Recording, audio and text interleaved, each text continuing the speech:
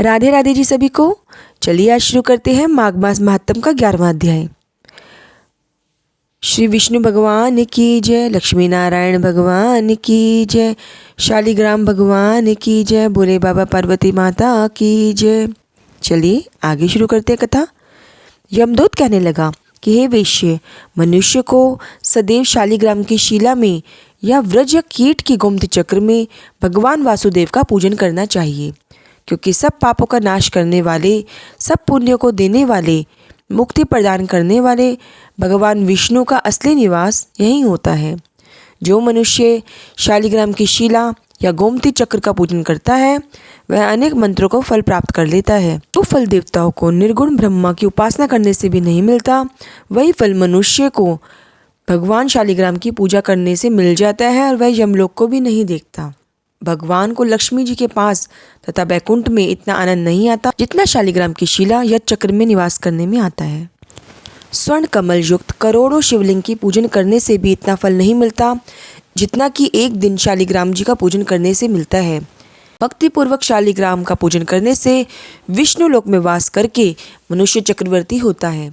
काम, क्रोध, लोभ, मोह, अहंकार से युक्त होकर मनुष्य शालिग्राम का पूजन करने से बैकुंठ में प्रवेश करता है।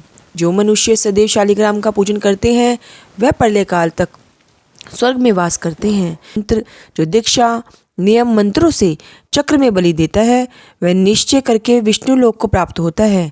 जो शालिग्राम के जल से अपने शरीर का अभिषेक करता है वह मानो संपूर्ण तीर्थों में स्नान करता है। गंगा, रेवा, गोदावरी सबका जल शालिग्राम में वास करता है। जो मनुष्य शालिग्राम की शिला के सम्मुख अपने पति का श्राद्ध करता है उसके पितर कई कल्प तक स्वर्ग में वास करते हैं। जो लोग नित्य शालिग्राम की शिला का जल पीते हैं उनको हजारों बार पंचगन पीने से क्या प्रयोजन। यदि शालिग्राम की शिला का जल पिया जाए तो सहस्त्रों तीर्थ करने से क्या लाभ। जहाँ पर शालिग्राम है वह स्थान तीर्थ स्थान के समान ही है। वहाँ पर किए गए संपूर्ण दान होम करोड़ों गुना फल देने वाले हैं। जो एक बूंद भी शालिग्राम का जल पीता है वह माता का स्तन नहीं पीता, अर्थात गर्भाशय में नहीं आता।